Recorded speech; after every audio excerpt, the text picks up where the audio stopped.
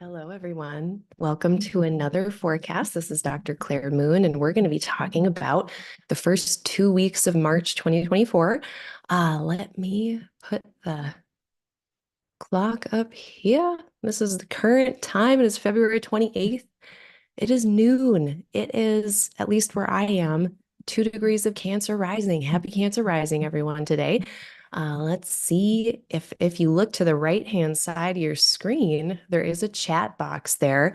You will see my oopsie from yesterday. My mic is way too low. I'm going to fix that and keep talking. But thank you to everyone. Sorry for the inconvenience. Yesterday, I just was not in the right headspace, and I completely forgot I was supposed to be doing this. So I call it a scheduling error. Really, it was a me error. So I apologize. It was so funny. Like, it was like hours later. I was like, oh, because I was like, huh, that really interesting configuration was today. I thought I chose to do something with that. And it was my forecast. So yeah, anyway. Oh, we got some people. Hey, Reverend Kai. Hey, Jendi. Hi, Anna. Hello, Kane Long. Welcome back. Good to see you all. Um, let's see. Do I have any announcements? I don't think so. Nothing too new. All the same stuff. Let me do the dates of interest. So, none of the usual. So usually what my dates of interest, I'm putting new moons, full moons, ingresses when planets move into a new sign, appearances, disappearances of planets. We really actually don't have a lot of any of that happening the first week. But then on the 3rd of, or sorry, the 9th of March, we have Mercury entering Aries. On the 10th, we have a Pisces new moon. I think it's at 20 degrees Pisces. On the 11th, we have Venus entering into Pisces.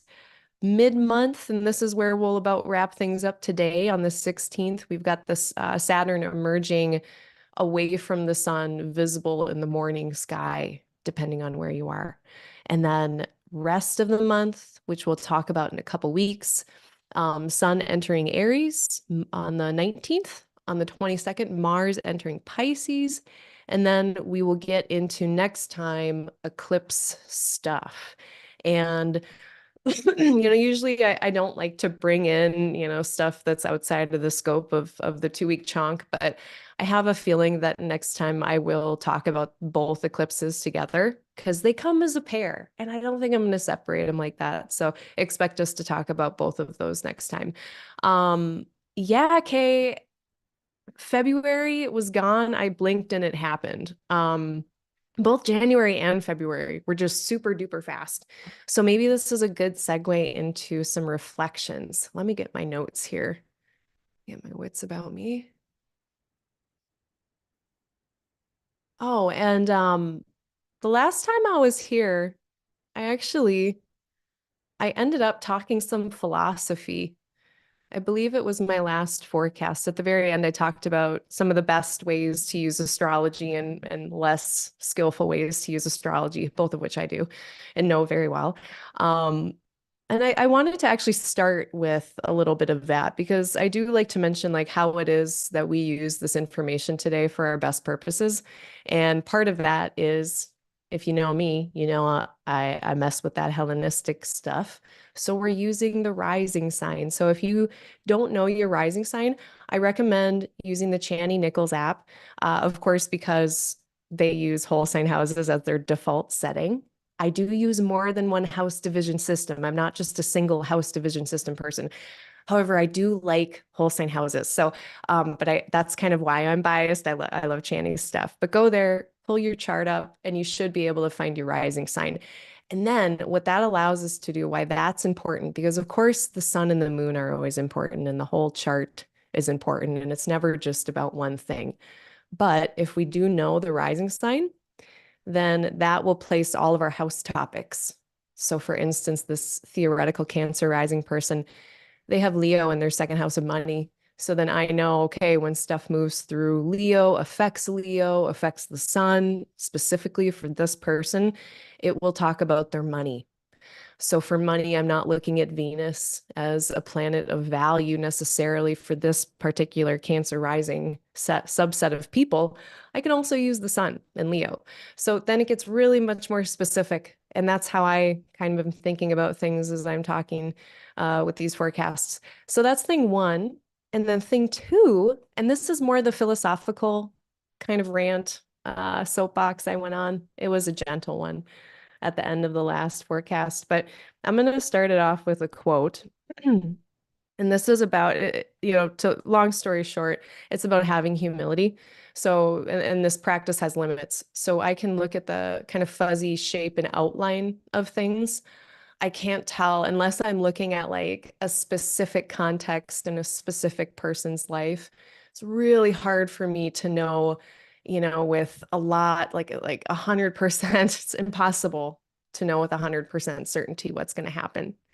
And I think that's where astrology can be so powerful in giving us that fuzzy outline, which it's like incredible that we can even do that and say, oh, okay, so for March, the 7th and 8th of March, I was like, are these mind our own business days? They might be. Those might be the ones for the month where I'm like, I'm going to mind my own business. And usually that comes in really handy. I don't know exactly what's going to happen, but I know like, okay, it looks kind of crunchy and spicy and I don't want to deal with that shit right now because I'm tired. And so I'm going to choose, to not pick those battles.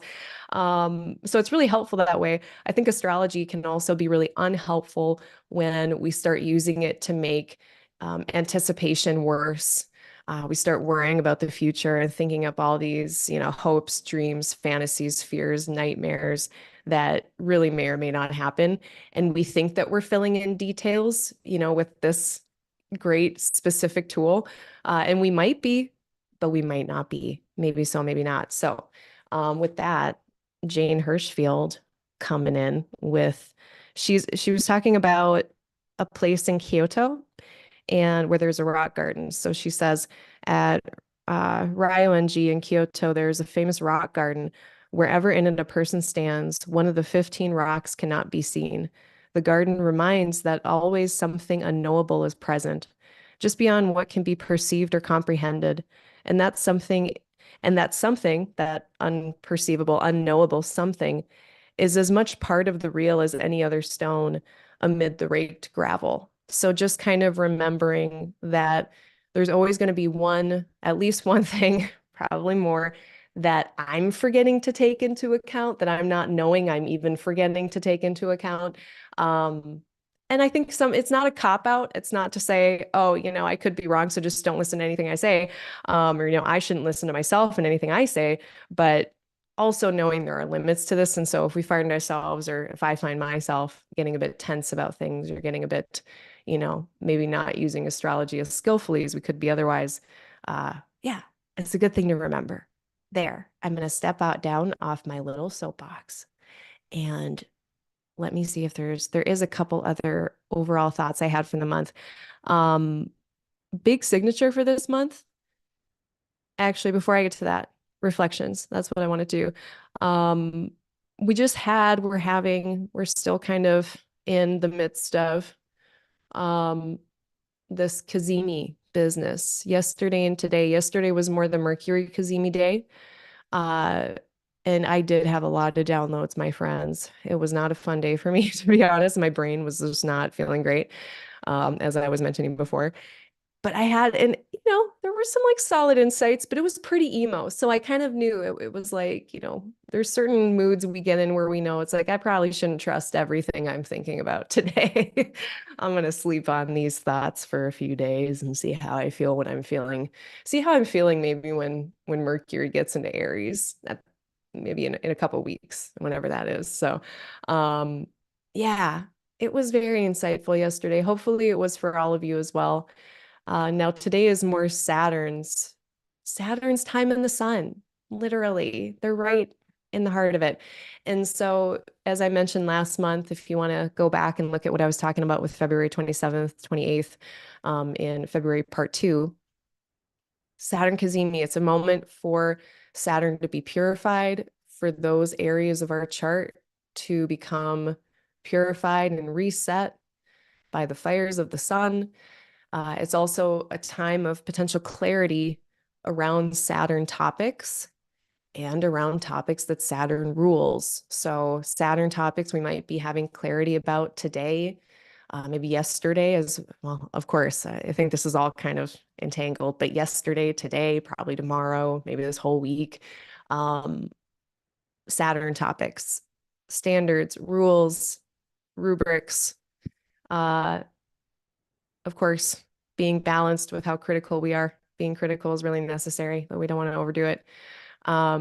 Responsibilities, obligations, duties, even beloved chosen ones. How do we want to manage those? Boundaries, ones with ourselves, ones with our own emotions. Something I was really struggling with yesterday, and my moon is here, so this is probably specific to that. But just knowing that I wasn't in a good, like I wasn't, it's like when you're not feeling the best and you don't want it to affect those around you. You're trying your darndest. It's tough. So yeah, those boundaries can be internal. They can be with other people. They can be a mixture of both. So boundaries with Saturn. Um, what else? And actually, let me just check in with this chat. I just had a fear that my sound wasn't working. I think it is. It is. Yeah. Cool. Anyway, Saturn responds. Oh, doubt. There you go. Doubt, just like what I was having. And good doubt. So, doubt can be so helpful in reminding us what our boundaries are. Resentment, fear, that can give us important information about boundaries and if they're being held, if what our needs are, and are those kind of the boundaries that are supporting those needs being held. But doubt. So doubt can be helpful in terms of going to investigate.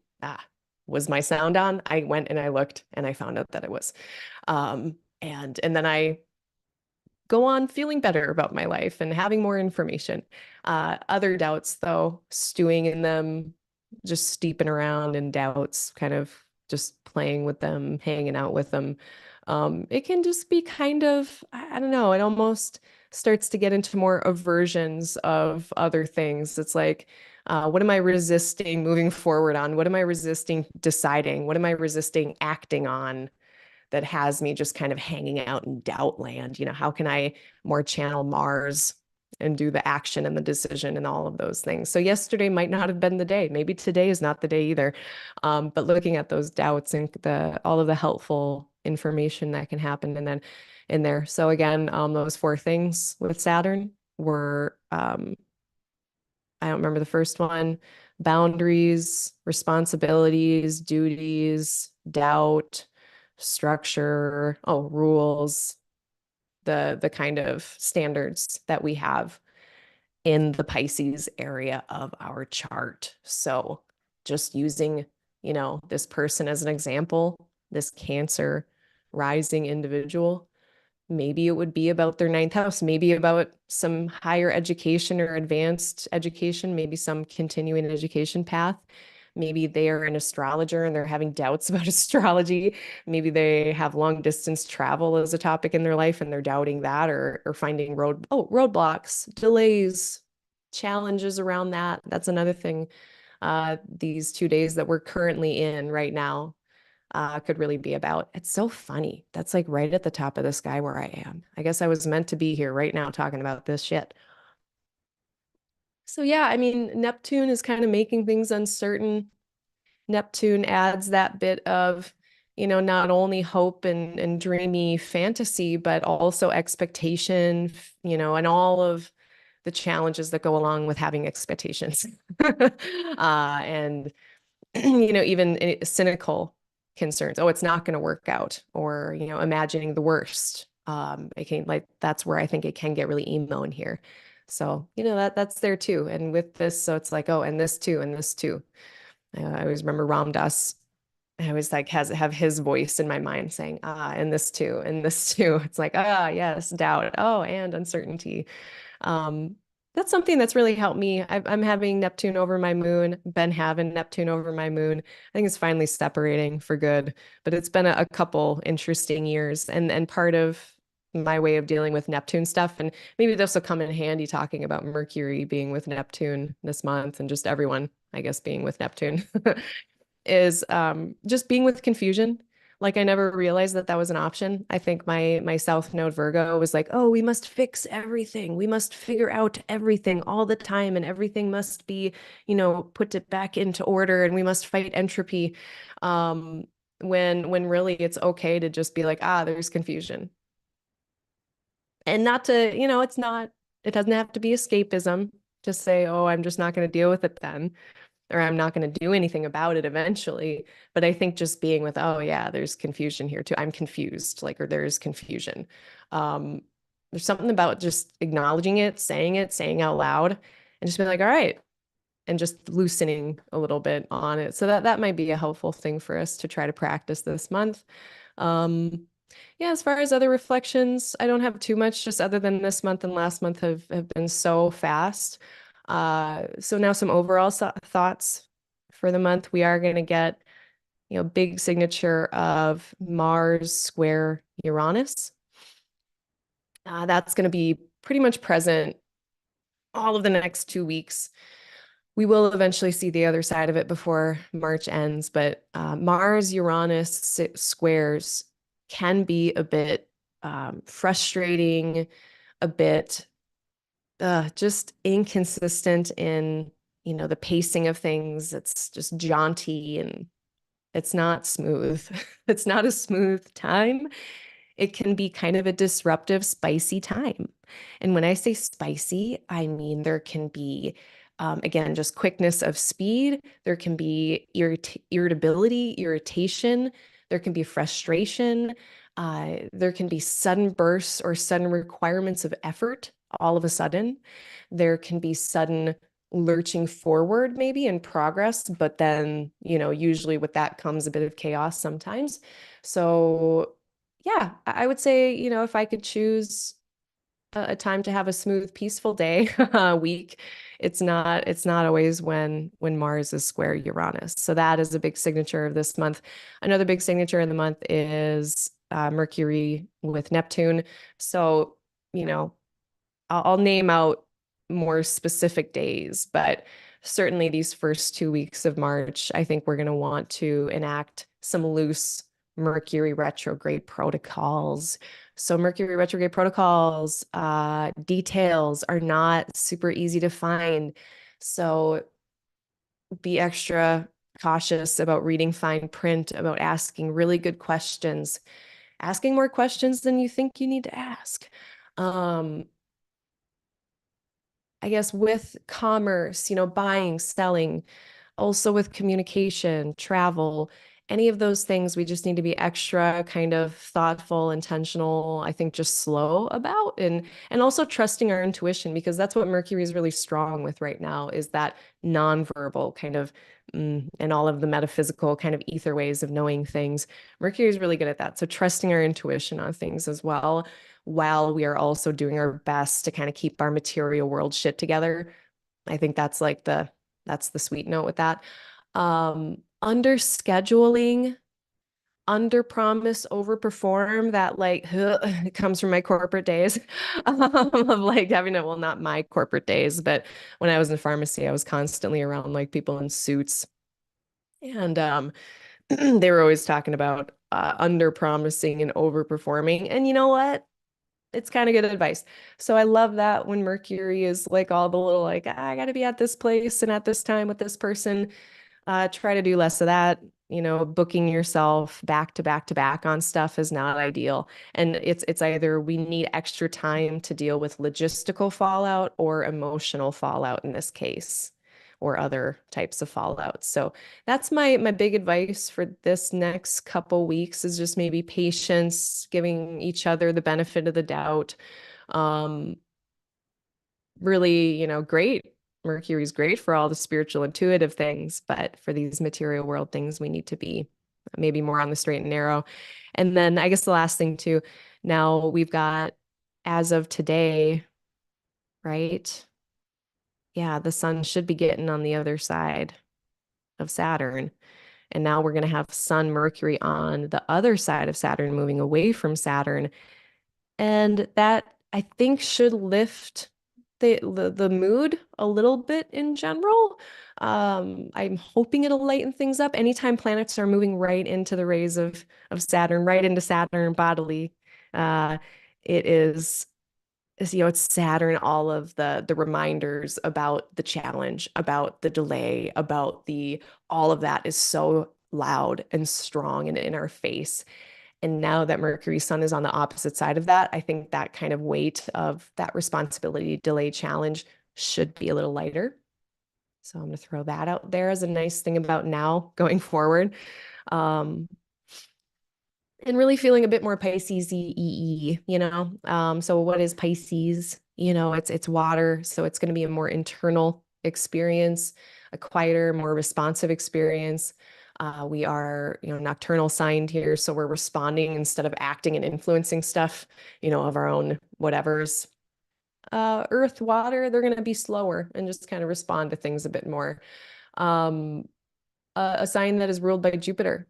So lots of, maybe what those doubts were about, or delays or challenges or barriers, not only about ninth house challenges, maybe, but also this overarching like, and what's the whole meaning of it? What's the whole purpose of this? Can we muster some optimism with Jupiter? Do we want to have more understanding or information come into the picture here? So all of these planets right now, we've got 4 planets under the auspices of Jupiter, and that means that the meaning matters, and we're trying to make sense of things, and we're trying to bring things together. And it's really difficult to do that right now. So just be really patient with yourselves and each other. Keep doing that this month. Do it forever, but especially this month. Um, okay, so I think, and then last overall note, I had another kind of uh, little soapbox I went on. I'm gonna make a correction. I mentioned Margaret Thatcher as like I did my Aquarius scapegoating on, but it was a good exercise for me because who I was trying to think of was actually like Ronald Reagan, who, if we know what they did with illicit substances and placing them in communities, I'm not going to get into my Reagan stuff, but Aquarius, humanitarians. Anyway, I went on that whole rant. But I had a whole list of like, it was like Dick Cheney, Reagan, Than Shui, Queen Victoria, who colonized like everything, has Jupiter, Venus, and Aquarius. There were a bunch of Stalin was Jupiter and Aquarius. Obama, I believe, has Jupiter, Venus, and Aquarius. So anyway, I had a lot of other examples of Aquarian people who I don't necessarily think of as humanitarians right off the bat. But what I wanted to also provide or offer was I happened upon a Sphere and Sundry article, really beautifully written by Caitlin Kopic, that I wanted to share. And I think she does a really great angle on Aquarius, on Saturn and Aquarius. So, not a sponsor of the show or anything. There's some products in this link. I'm going to put this link in the chat if anyone wants to read. But if you scroll down, there's a really beautiful write up on Saturn and Aquarius and what that might be like. So, I'm just going to throw that out there too. Uh, let's see what people are saying, and then we'll get into the details. Oh, Jenny's been busy. Yeah, that's like super brain overload. Yeah, and I think too, like just Mars, effort, Venus, what we value, what we're interested in. It's in Aquarius right now, very air heavy chunk of the sky. So a lot of cognitive kind of thinking labor happening, and overthinking maybe in our personal lives. Uh, let's see.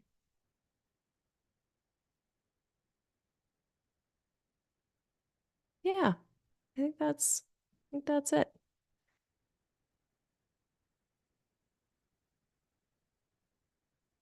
All right. Someone has something at 3 degrees of Aquarius. Hello, welcome. I am a early Aquarius person myself. All right, so let's see what the month has for us.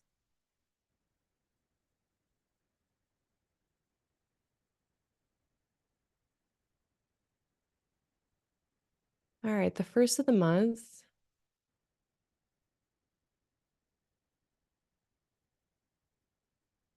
We've got a Scorpio moon. That Scorpio moon is in touch with Jupiter and then Mars, Venus. So overall, I mean, this is looking pretty like a productive, forward moving type of day. Uh, Anytime the moon is in configuration with both benefics, that adds a bit of protection, stability to the day. So looking pretty productive. Uh, Again, Mercury now I'm pretty decently speeded. Going at speed. Let me actually see. Are they doing 2 degrees a day? Yeah, they're doing about 2 degrees a day, that's fast for Mercury. So it's really going to be at this point only a week until they're like out of combust and really improving. But again, this first week of March, I'm sure everyone's tired of hearing about taxes, but this is not the week. This is just chill. This is not the week to do it. Uh, there have been worse weeks, but this isn't a great one. Um, yeah, that's the other thing too. It's like all this air stuff, all this thinking stuff happening. And then at the same time, Mercury, who's also part of the cognating, thinking, kind of information processing, is in a whole different realm of things, very different to Aquarius. So that's kind of an interesting combination. Maybe lots of cool things coming out of that, creative things coming out of that, but a bit circuitous. Again, we have Sun Mercury pulling away from Saturn. The Sun is in a sextile with Jupiter. I guess that's, been a nice mitigating condition to any challenge we might be facing in Pisces. Not to say those challenges aren't there, but when all of these planets, Saturn, Sun, Mercury, Neptune, are looking for resourcing, guidance, anything, they're looking at Jupiter, and they are in Taurus sharing a sextile. So it's like whatever stability we have in Taurus and the Taurus parts of our chart, that should be able to help out the other things going on in Pisces. So again, this theoretical Cancer rising person, maybe they've got a nice friend group that's really helping them through any challenges with belief or advanced educational stuff. Maybe they've got some allies in their network, in their general group of peoples that they hang out with. Maybe just feeling really inspired, Jupiter in the 11th house of hopes, dreams, aspirations in this person. Maybe they're good, indomitable optimism, their good attitude, it'll get them through, but there's something helpful. So don't forget to look at Jupiter and Taurus. Look at the topics of Taurus to look for where there is help in your life. That's what I've been doing. Mercury's applying to a sextile with Uranus. Then it's going to, after that, apply more directly to Neptune. So right now, before Mercury hits Neptune, it's actually just had a conversation with Jupiter, and now it's going to meet Uranus and when it gets to 19 degrees. So even before we get to more of this direct kind of spiritual, poetic, nebulous experience with Neptune, it's more of this kind of abrupt insight, maybe in that sextile way, little happy accidents, little synchronicities that might kind of guide the way. So this does feel as first week of March, maybe second week of March, pretty much this whole last time of Mercury in Pisces. I like this sextile coming from Uranus that adds even more of kind of this gnosis-y kind of thing happening, where like the downloads are very sudden potentially and have that kind of lightning strike quality. So yeah, keep your ears and your heart and your whatever third eye or whatever open, whatever the kids are saying, and write it down if you're like me and you forget everything. And then Venus, 3 degrees away from Mars at this point. So we've had our big Venus-Mars conjunction. I talked about that last time. Oops. And they had met back in like June, or almost met, I should say, back in June, July, whenever that was of last summer in Leo. And they never met because Venus did retrograde and then Mars kept going around. So, to remember back to last summer, what has wrapped up with that, or what has kind of come to its next chapter, its next kind of plot point, I guess, from back last summer. And of course, looking at the house topics of Leo and Aquarius. But yeah, that's at 3 degrees away now. So Venus is out of that range where the intensity of their configuration is the highest, and now that should start kind of settling down to a simmer. Uh, so that the passionateness of things should settle down. If people have just been very outspoken and or just like following their kind of paths very ardently lately and very intensely lately, if everyone's kind of been intensely into their stuff, that should kind of lighten up a little bit now too. It's less hot and heavy than it has been, so that's great. Applying Venus also applying to a sextile with Chiron. So that was another little signature I wanted to note this month was that both Venus and Mars will go through a sextile with Chiron. Again, sextiles, it is of the nature of Venus. So more harmony inducing, bringing two or more things together. So maybe needing to do a little bit more on, doing that kind of actively bringing things together instead of letting them just happen. Uh, Sextiles are in general more stabilizing types of influences. So then if we're going to be working with a wound or a challenge in the Aries part of our chart, March 1st, when Venus is in a sextile to Chiron, we might notice some healing events happening, maybe in a couple days here, or something positive when it comes to Aries, Aquarius, and how they're working together. Now on what is it then, the 7th? That's when Mars is going to, yeah, it's on the 6th. That's when Mars will have their sextile. Now, of course, Mars notes are a bit more sharp. They tend to be a bit more abrupt or harsh, but it's a sextile. And, maybe it's less about that. And maybe it's that the healing kind of thing on the 6th of March, or the being able to kind of work in a progressive way with a wound is about like where we are placing our effort or our ability to self-advocate or advocate for others. Mars action, Mars effort, self-advocacy, self-assertion. The only reason I'm thinking potentially for others is because Venus is around, but some kind of, progress with whatever that advocating or action or efforting is with Mars, or just really healthy separations of some kind, or,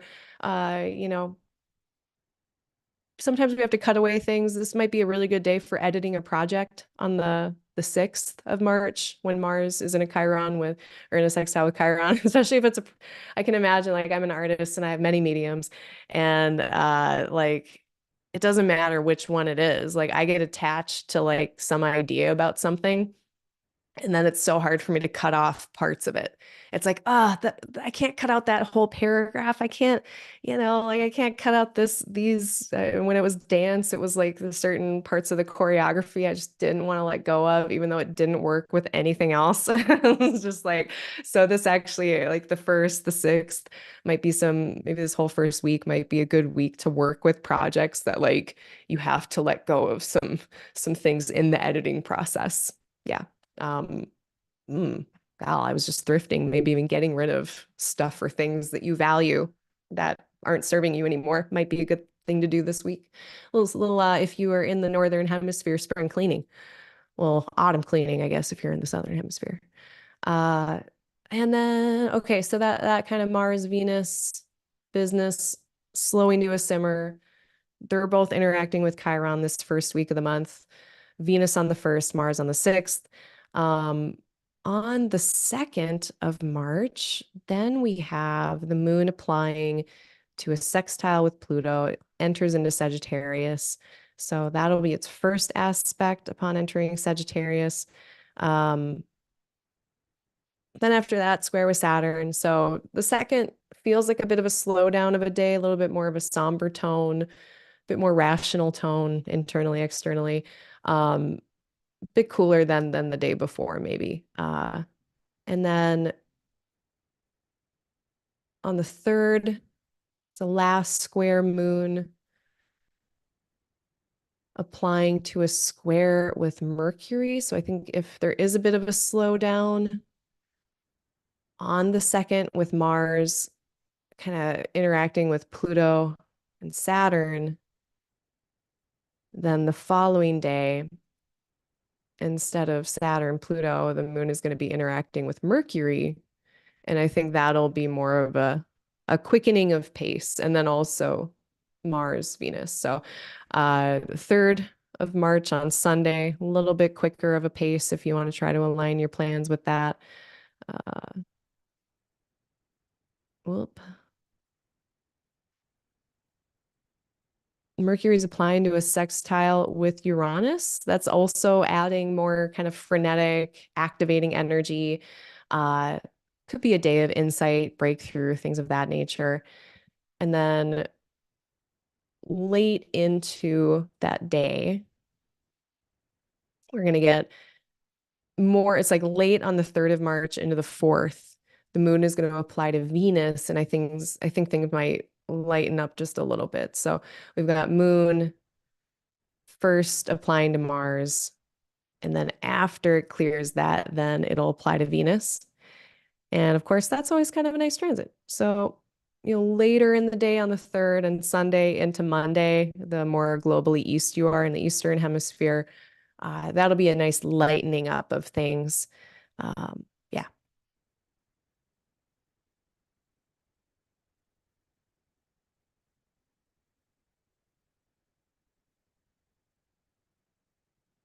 Now, on the 4th, this is the point at which Mercury is going to make that exact sextile with Uranus, after which it'll finally begin to apply directly to Neptune. So there's nothing in between Mercury, no rays coming from anywhere else that are in between Mercury and Neptune. So, I mean, I said it before, I'll say it again. Here we are, March 4th. I mean, gal, we got Mercury in Pisces, Mercury with Neptune co-present, running into it, Mercury getting a sextile from Uranus. This is not a straightforward type of day. This is very circuitous. There are disruptions there. We got to be very flexible. I think March, the whole first part of March, got to be really flexible, whether it's Mercury interacting with Uranus, whether it's Mercury interacting with Neptune, whether it's Mars squaring Uranus, which by the 4th, we're already at that kind of 3-degree range of engagement between Mars and Uranus square. This is a lot of disruptive energy, so I think we're going to have to be very flexible this week. Good advice every week. But yeah, especially this week. Mercury retrograde protocols. Now, I will say, on the more immaterial, spiritual, artistic, creative type of side of things, though, what a great time for that.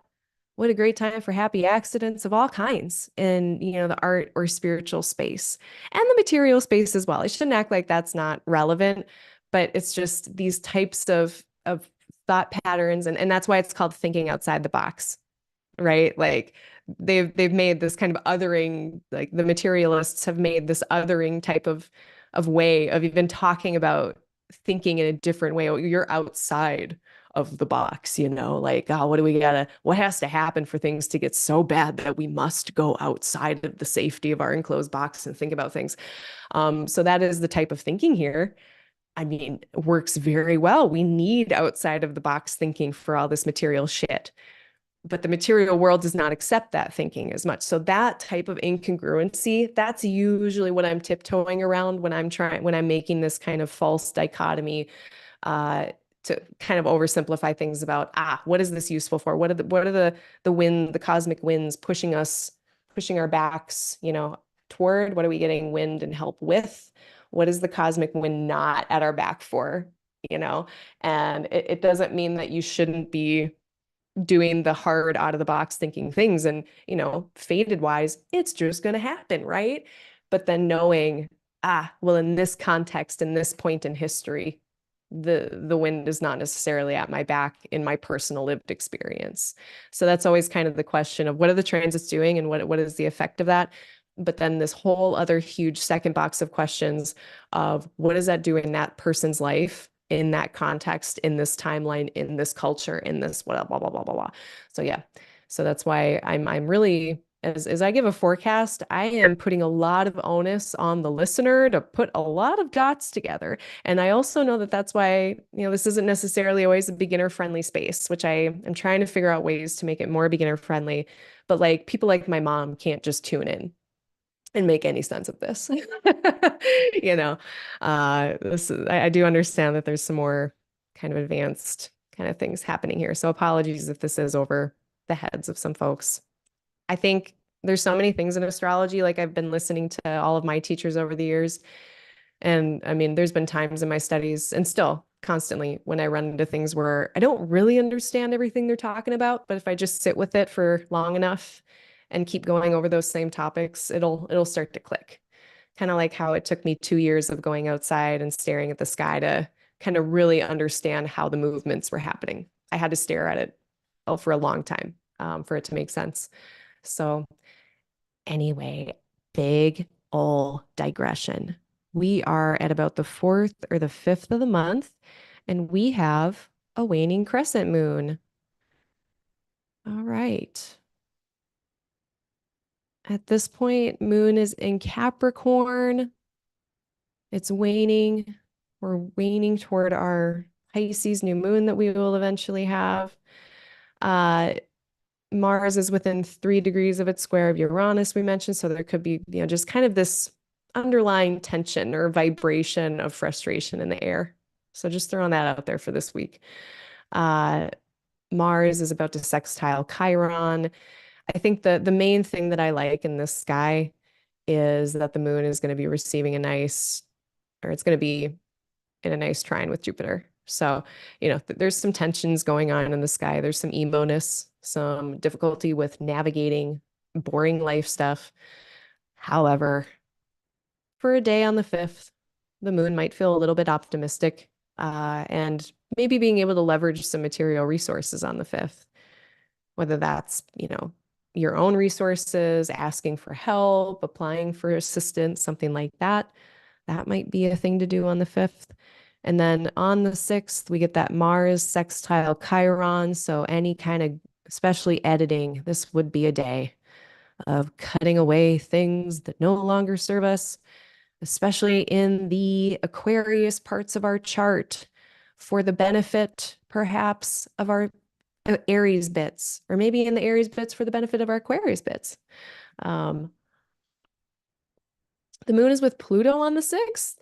So that's, it's a day where we can have a lot of power. We can feel very powerful, plow through a lot of work. Just make sure to not overdo it. Make sure to rest. If we find ourselves getting really hyper focused or fixated on something, that can be really helpful on the 6th, but just make sure you're having snacks.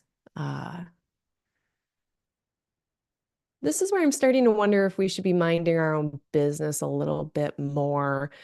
We've got on the 6th and the 7th. So, okay, look how close Mercury and Neptune are. We've got Mars and the moon together, which is usually kind of a more exciting, activating type of energy. That is all square Uranus, so that's pretty disruptive and interrupty, and choppy. So, and then finally, the Chiron thing, which just adds a little bit of potential. So yeah, I don't know. Gonna probably keep to myself.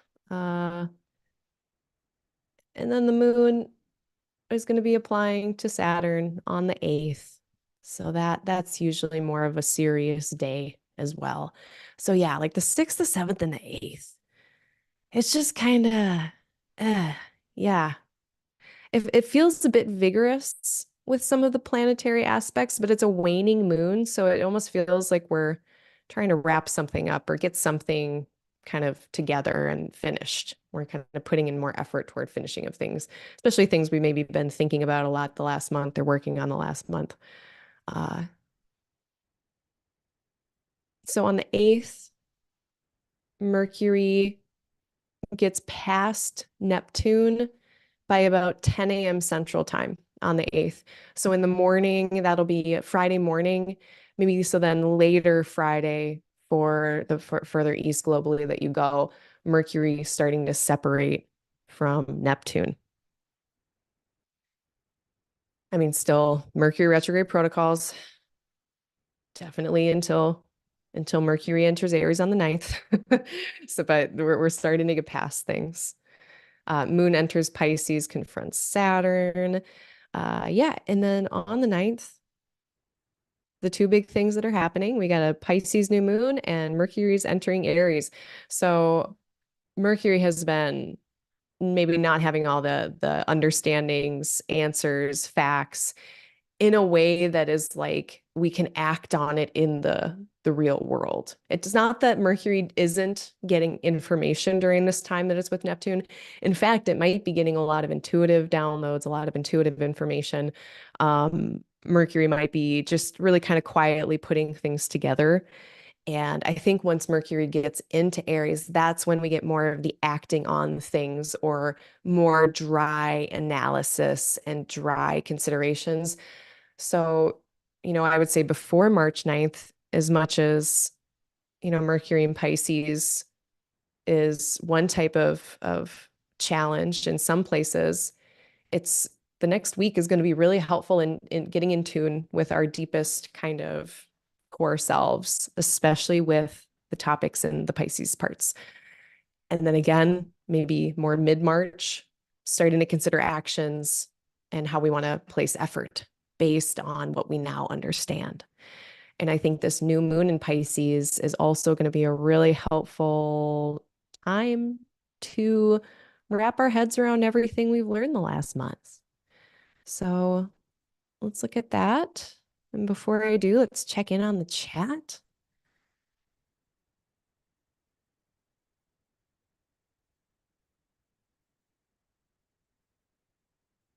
Hello, Heather. Thanks for sharing. Oh, intuitive artist. Yeah. So this should be some really cool weather for doing things. Thanks, Elena. I appreciate you. That's so nice.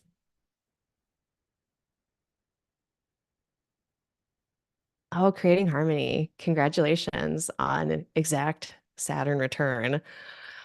Opposed to your natal Chiron. Hang in there.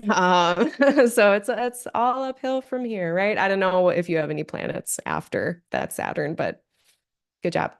Way to get through it. Way to go through that peak. Hopefully the downhill march is a little better.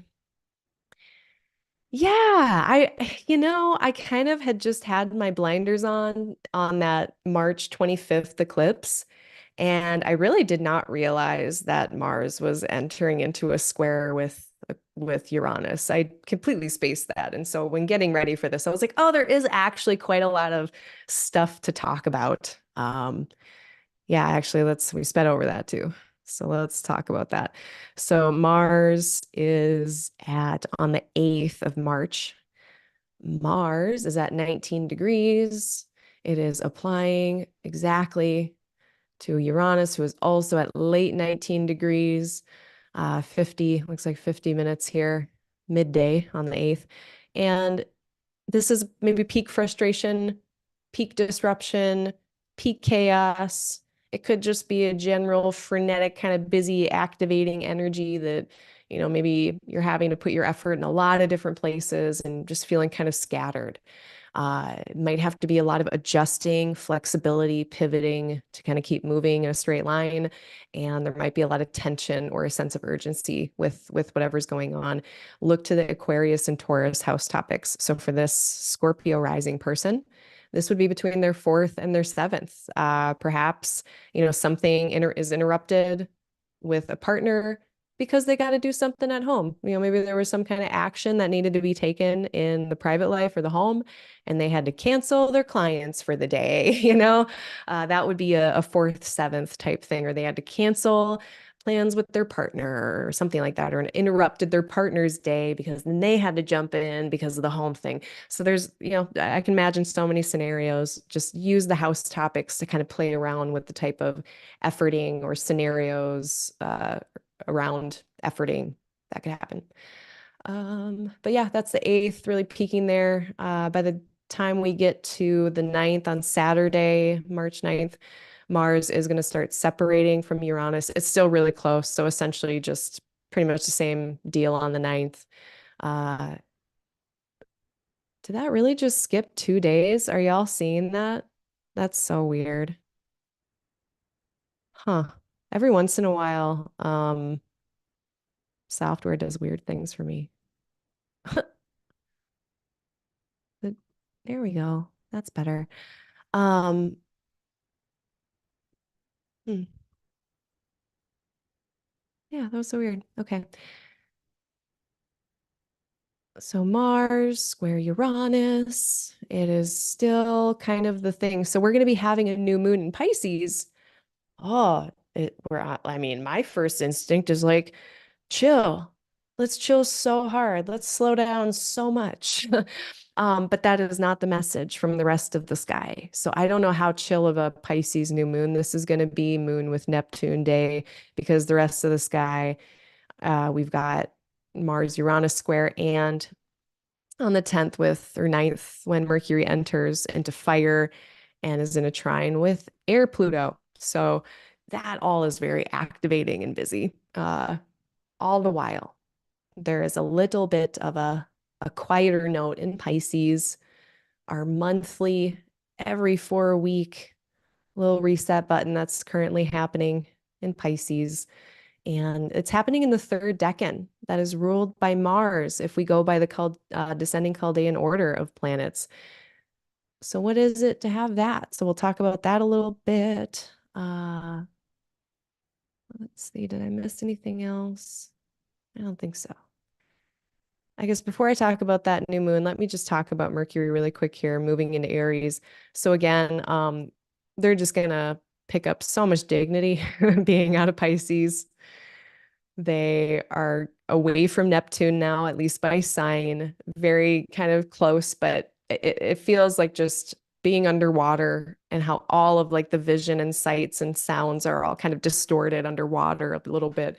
And then you get onto dry land and you kind of shake your fur off and kind of get a more of a get your sea legs, get your level head back on, and start thinking about how we want to act on all of the great information and understanding that is happening in Pisces. And as soon as Mercury gets into Aries, they're going to go into a little sextile with Pluto. And when we have a nice little trine or sextile with Pluto, it is a moment to work with those types of topics.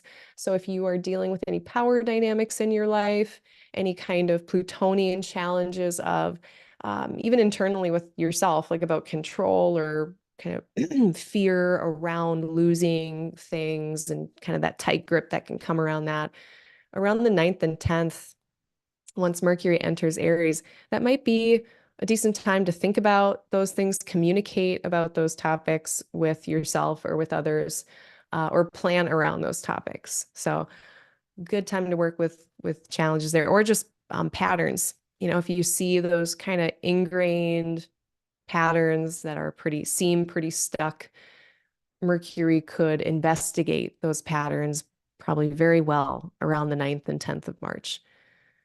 So I like to point out those little areas where we can work with that.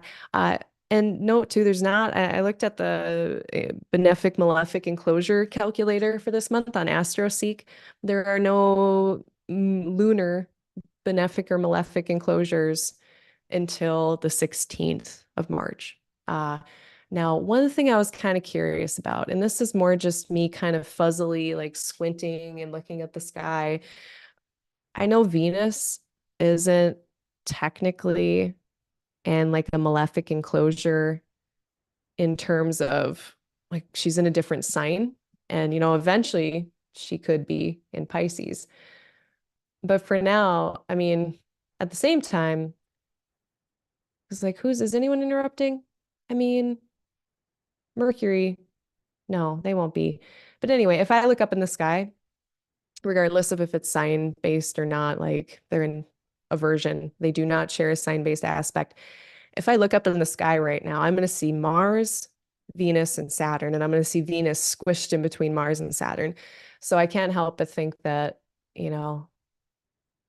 pretty much March and onward, Venus, maybe a little bit, feeling some tension and pressure between these two planets that are, Mars and Saturn, that are more about extreme conditions and instability and difficulty and strife. So that's a note, not to be a Debbie Downer. I'm very excited to get Venus in Pisces. But even then, still kind of same thing. If I'm observably like just looking at the sky, that's an interesting thing to note.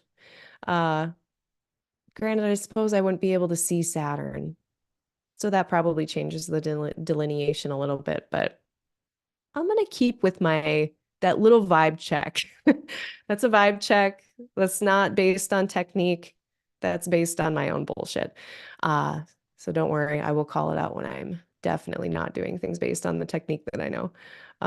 Okay, what else? So the moon, I had mentioned, maybe 6th, 7th, 8th, maybe mind your own business days.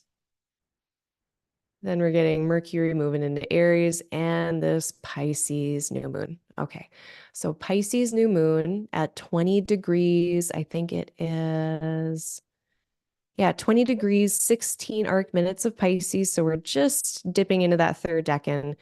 And if I go by my fancy wheel, we can see that we are now in, I mean, both the decan and bound of Mars. And so while the rest of the sky is pretty busy, chill Pisces moon, definitely not as chill. And we're thinking about, after all of this knowledge and understanding we've gotten about our commitments, responsibilities, etc., our hopes and dreams for the Pisces area of our chart. What do we want to commit action to? What do we want to act on? Mars is a planet of going after the hopes and the dreams of Pisces. So, and this is the way that Austin Coppock kind of described this Decan's walk through we got Saturn in the first decan of Pisces, Jupiter in the second decan, Mars in the third. Again, if we're going by descending Chaldean order. This is, the first part looking at the structure of the second, or in my case, my second house topics. In this person's case, their third house topics, whatever topics you have. And this, I think, Saturn going through this area this last year. Yeah, like, why is this like this? Why am I like this? What is the underlying structure? How's all the fascia, working, but holding the muscles in the places that they are, in the bones and all of that stuff? What is the underlying connective tissue? And just getting a survey and a lay of the land of that. Then when we get to the middle decan, we're looking more at what would be in alignment, what would be the dream, the goal, what is the most true to my core self that I believe in, aspire toward. And then in the third decan, what do I devote myself to? What do I act on in almost a sacrificing, Mars, we can get that sacrificing way. And this is an internal nocturnal water sign where a lot of that action and effort and kind of sacrificing is going inside. It's happening to the self. So we have to be in this third decan very careful. And again, this is osteocopicism, careful about what we devote ourselves to in here. So as long as, you're kind of getting some idea about what would I like to focus on or really go for, devote myself to, just make sure it is something that's for your best good and not just this martyring kind of, I'm going to do it for them, I'm going to do it for the cause and abandon my whole ass self in the meantime. Like, don't do that business. But there's also nothing wrong with using this new moon to devote yourself to something that is really meaningful and important to you. So that's kind of the vibe for the Pisces new moon. Is there any other notes that I had about that? It kind of had like one of the better vibes, as much as the rest of the sky is what it is, as much as this is very much a martially type of Pisces area. We can also see Jupiter. Jupiter can witness this whole thing and guide it along. What else? The last aspect that the moon made before it met the sun was Jupiter. So the last conversation the moon had before it wrapped up the cycle was one that was more optimistic, more hopeful, feeling more of a sense of abundance, even if that's just spiritual abundance. Understanding, maybe we're feeling somber or concerned, but we have an understanding and we understand the lay of the land. And then we have this new moon, and then the moon moves into Neptune, which is a bit dreamy, right? And we're having a vision for what the future could be. So all of that really kind of unexpectedly nice given everything else. So it seems like a good opportunity to really think about what we want in a more optimistic way than maybe we have been.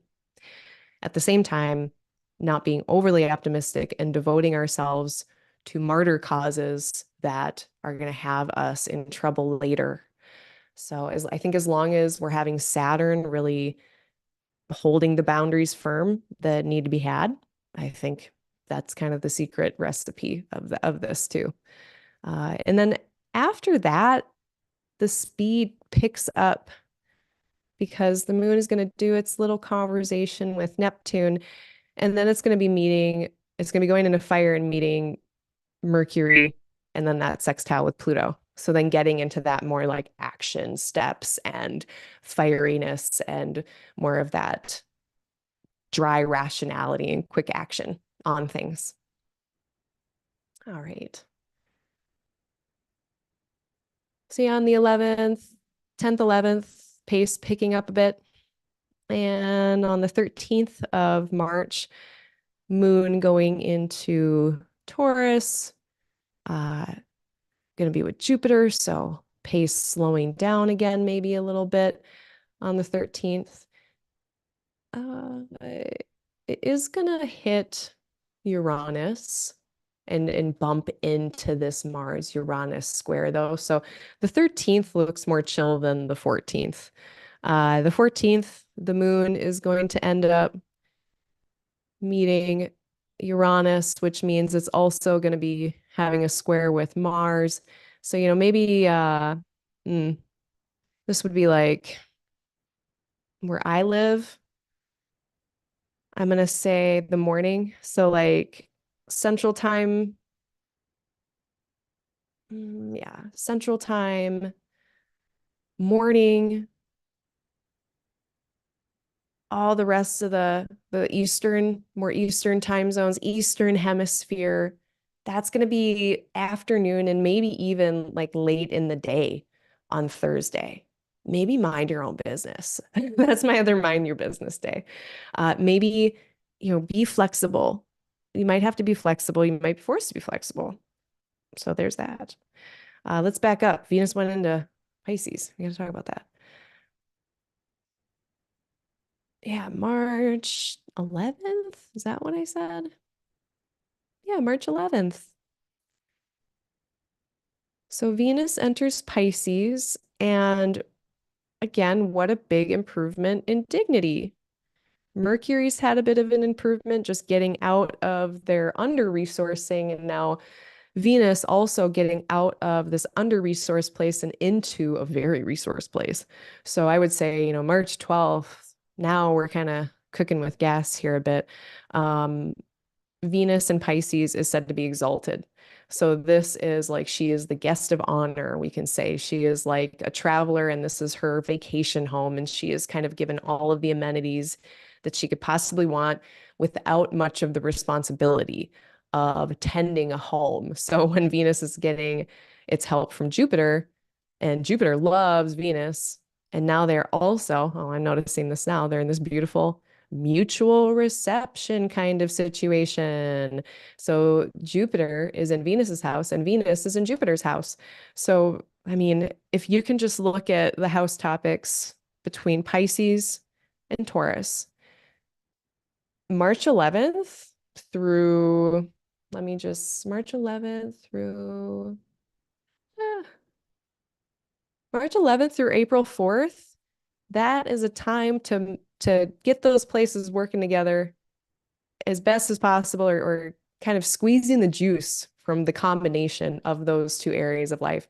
So for this person, this Aquarius rising theoretical person, between like March 11th and April 3rd, 4th, this person's money and their home life or their resource their resources, their resourcing and their private life stuff might have an opportunity to find a really good balance or harmony or work together really well.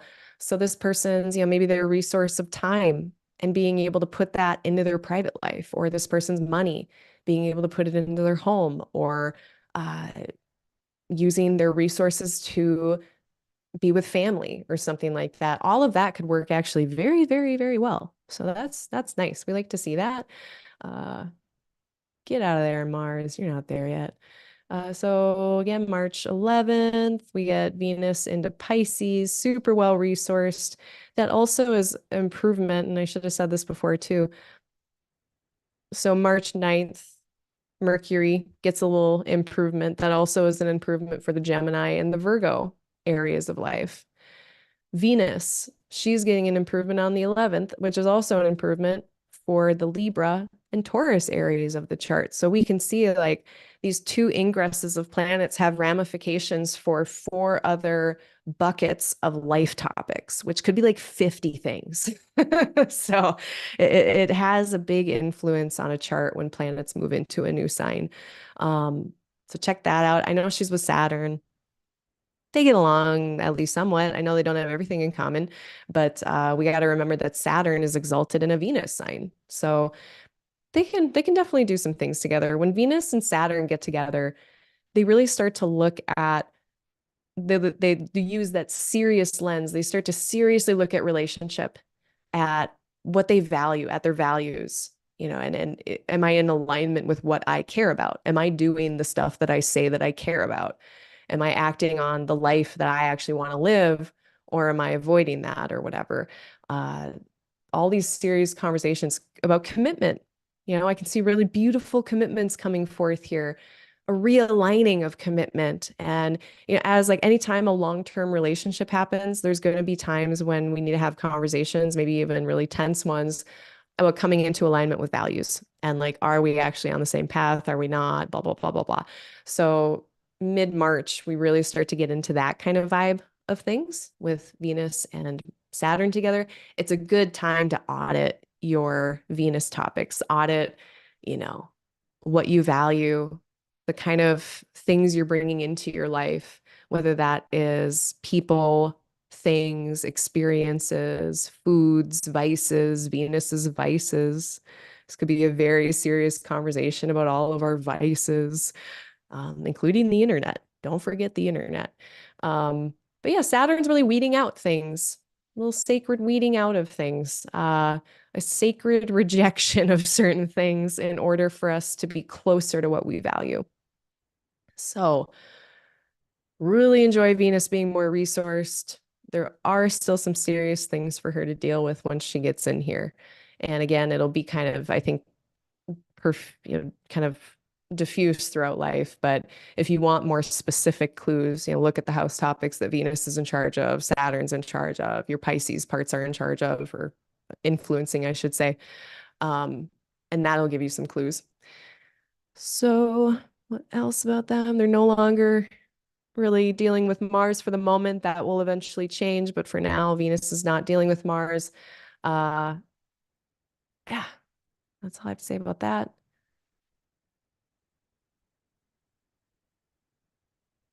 Yeah, so the 12th, when the moon enters into Taurus, uh, I mean, if I was looking for a nice little election, oh, of course, Venus isn't past Pluto. So if I wanted to do an election with like the 12th of March, and I want to be like, ooh, Venus is going to be sextile the moon. How nice. Moon sextile Venus.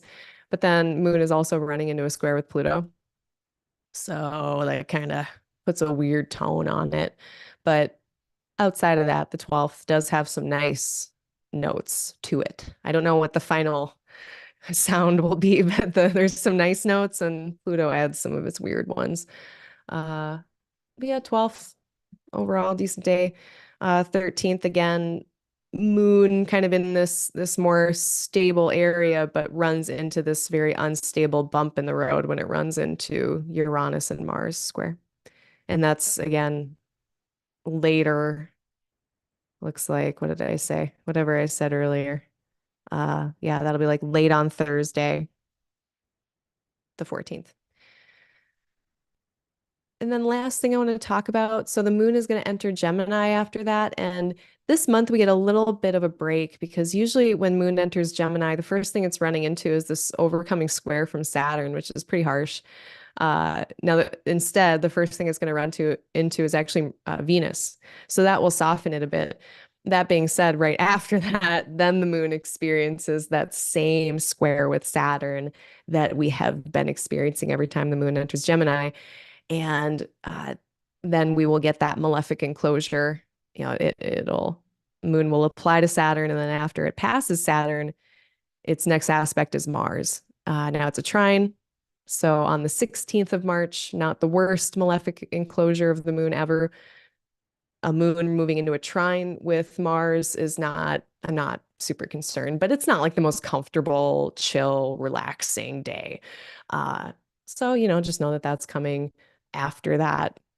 It's like a little sweetness and then that usual more serious tone when moon enters Gemini lately. And then about that time, last thing that I'll say is Saturn emerging from the beams. So about this time, we're going to get the sun being 15 degrees away from Saturn. And in the morning sky, let me show what this looks like. And it depends on where you are in the world. It depends on your global conditions, your local weather. But we can see him here. We can see the ascendant, and we can watch like here. Saturn is above the horizon, Sun is still below the horizon. So we should theoretically be able to see three planets instead of just two before the sun rises in the morning. And that should become more and more and more apparent as the weeks go by here. So as Saturn in the middle of March becomes visible in the morning sky, symbolically, Saturn topics will become louder and more apparent. So if there have been renegotiations of, say, Saturn topics like boundary discussions, different types of boundaries. Maybe now with Saturn becoming visible, it's being shared with someone else, or they're starting to enforce those boundaries, or starting to really, they're very visible in the outside world, maybe, or apparent that those boundaries are happening and they're being enforced. If it's about responsibility, maybe while Saturn was hidden behind the beams of the sun, that responsibility was being restructured or considered or set up or whatever, or kind of just not apparent for whatever reason. Now it will be more apparent. Maybe that responsibility, you'll be like, oh yeah, I get the weight and the seriousness of it now. Um, Anything Saturn related, more apparent after this. And then two, the Saturn ruled parts of the chart. So for this theoretical Aries rising person, Saturn becoming more apparent in their 12th might be limitations. Oh yeah, limitations, challenges, barriers. Maybe we weren't sure what they were. Now it's very much more clear what these challenges are going to be about. And in the 12th house, maybe it has to do with chronic illness, mental health, emotional health, spiritual health challenges. Maybe you see the mountain ahead of you and you're like, all right, buckle up, saddle up, time to get going. Do this and then we'll talk about it later. But the new 2-year cycle of effort opening, that's what I'm calling it, with Mars and Saturn coming together. So new 2-year cycle of effort with these challenges potentially, but they are getting clearer for that 12th house. And how does that also make limitations, challenges, responsibilities, boundaries, blah, blah, blah, blah, blah, more apparent when it comes to this person's 11th house, hopes, dreams, aspirations, friend groups, career, life path, all of that. Sounds sounds delightful, sounds light, sounds easy breezy, right?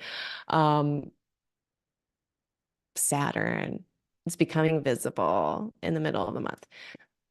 That's my stuff. That's it. That was the fastest I've ever gone.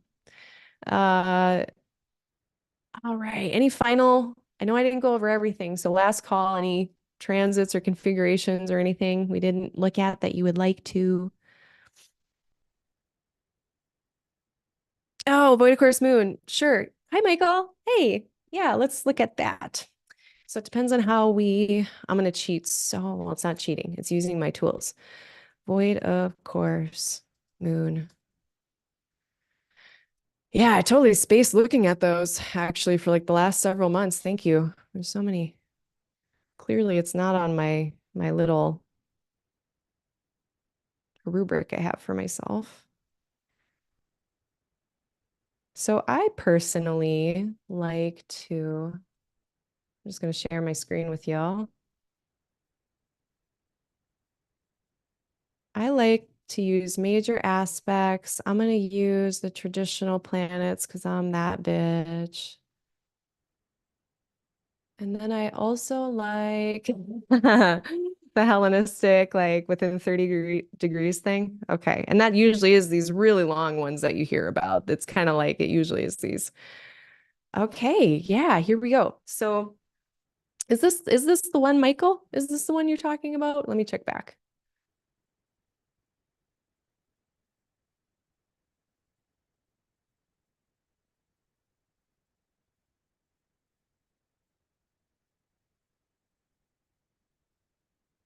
Yeah, today. Yeah, this is the one. Okay. Yeah. I mean, how is this affecting things? I mean, void of course moon. Okay. So this explains so much about what happened yesterday. Thanks for being my astrologer, Michael. I appreciate you. Yeah, helping me link things up. So void of course moons to me, the moon is not having aspects with other planets that allow the moon to kind of help our experience along. Like the Hermetic astrologers said that the moon was bringing down the effluences or the whatevers of the planets down to us. The moon, like our kind of intermediary between us and the planets. Um, the moon also being seen as this element in the sky that connects all of the other planets in ways, just technically we can see it, just the way that the moon is so fast. And as it goes around, it's making all of these connections all the time and helping bring planetary energies together that go too slow where they wouldn't be connected otherwise. So when the moon isn't involved in any of this, it feels like life tends to try to slow down a bit, or like, okay, the moon is our material lived experience. It is being on earth, being in a body. Now I got to deal with existing, living, surviving. I got a body, so I have senses. I start to have thoughts, feelings, emotions, sensations because of that ability to sense and be aware. So I feel like this whole type of material world experience of having a body, trying to exist under capitalism, all of that when the moon is void kind of slows down, and it's not happening as quote unquote effectively. Now, granted, I could have written like a horrible like self-help book that's been written a billion times yesterday, probably, in that type of stuff that we had going on. Like my insights were like it was annoying. I should have just sat down and I ran a bunch of errands, and that was a huge mistake because I was not in the right mental space, and I should have just sat in the tub with my diary all day. That would have been the correct way for me to align with the void of course moon. Now I hadn't been watching them, so what did I do? And I wasn't being an astrologer at all. I just went outside and did a bunch of shit, and I could tell. So yeah, that definitely affects things. That's probably that makes me feel a lot better about why I just completely spaced this forecast yesterday, which I've never done. I've been doing this for 3 years. I've never done that. Now, when we have a Hellenistic grade void of course moon, this actually, for those who are not privy to all of this lingity, um, a void of course moon is when the moon is not making an aspect with another planet, and usually they cut it off at like especially the Renaissance astrologers cut it off when the moon enters a new sign. But Hellenistic astrologers had a even wider kind of, I guess, more specific requirement that you don't get cut off when you enter a new sign. It extends into the next sign if you're still not making an aspect with something. There's no kind of reset button when you enter into the new sign. And so we get these like really long lasting. And then also we're not using the outer planets. So, we can have discussion for years about what that means to just ignore those. But, you know, I guess, how would I say that? So when I'm thinking about the outer planets, and I'm thinking about the moon is like the moon is this material world thing. What I don't mean to imply is that the outers aren't having an effect on the material experience. They definitely are, 100%. Pluto does things or reflects things happening down here that are very in the material world.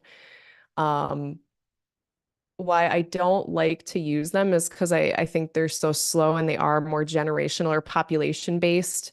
And the moon is such this like day-to-day lived mundane experience that I kind of separate them for that reason. I feel like they're just different parts of our regular boring experience. So when I'm thinking about void of course moon, hunting, fishing, sewing, baking, going doing errands, I'm not thinking about Pluto and Neptune and Uranus a ton when I'm doing that stuff. Now, if you are someone who is going to be using the outer planets in your definition of void of course moon, you may not run into these instances in your practice of astrology as much where it's like, it's this like 2 day long thing. But if you are, then you are going to run into those things. And we just had one.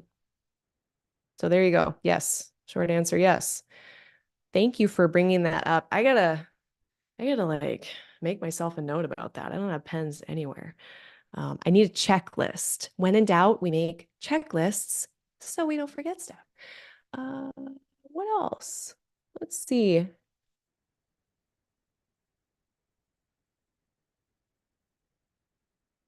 Oh yeah, Saturn returns, especially for Virgo risings right now. Woo! Any mutable angle, people. Saturn, and the mutable angles for everyone. Planets in the mutables, angles in the mutables. Yeah. Bless us, everyone. It's tough out there. Um, oh, Elena, your birth. Oh, happy solar return. So you're gonna have this in the weather. A little note for the year then for you for the profection year.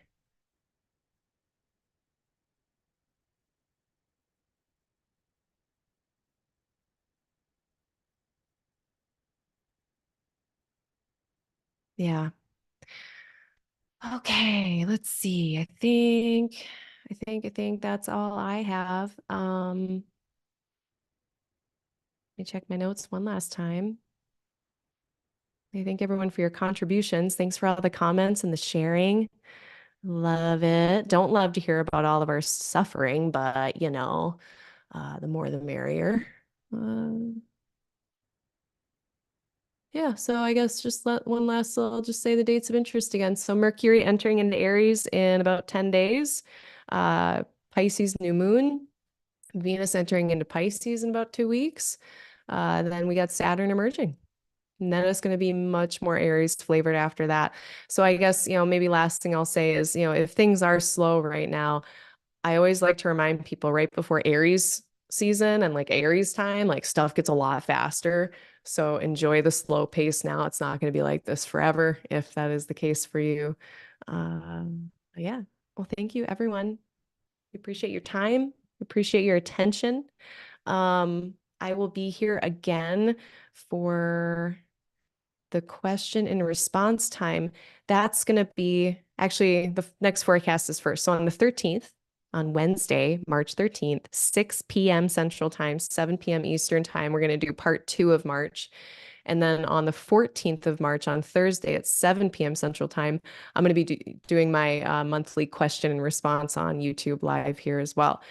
So if any questions come in the meantime, put them down in the comments below. You can email me at aligninglight@gmail.com. I don't remember what my discount is right now, which is actually kind of sad. So sign up for my newsletter so you don't need to be reminded because all of my discounts are in my newsletter. There's a link for that below, I believe. And you can also, if you want to support me, you can get a reading. You can hit the like button. You can subscribe if you want to keep up with this. But yeah, any way that you help is appreciated, including your contributions. So everyone have a good rest of February. Have a good leap day. Have a good couple 2 weeks. And Mercury retrograde protocols. be flexible, give each other the benefit of the doubt. And yeah, I'm excited for Venus and Pisces. Yeah. All right.